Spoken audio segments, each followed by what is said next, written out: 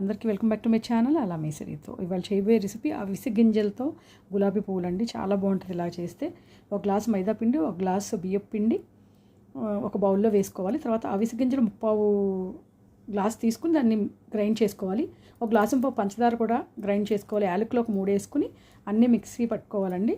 విడివిడిగా పట్టుకోవచ్చు, 2 కలిపి పట్టుకోవచ్చు. తర్వాత ఆ పౌడర్ను కూడా కలిపి ఈ మొత్తం కలిపేసి వాటర్ పోసి సరిపడా మనకి ఇలాగా జారుగా కొంచెం ఉండేటట్టు పెట్టుకుని 1 గంట నానబెట్టుకోవాలి. తర్వాత నూనె బాగా కాగిన తర్వాత ఆ మౌల్డ్ని తీసుకుని బాగా హీట్ ఎక్కేటట్టు ఆయిల్లో ఉంచాలి ఆ మౌల్డ్ని. తర్వాత ఆ పిండిని ముప్పావు వంతు ముంచి ఇలా ఆయిల్లో కాగుతూ ఉండగా light brown colour, gold colour రాగానే తీసేయాలండి. మౌల్డ్ బాగా ఎప్పుడు వేడెక్కుతూ ఉండాలి ఆయిల్లో.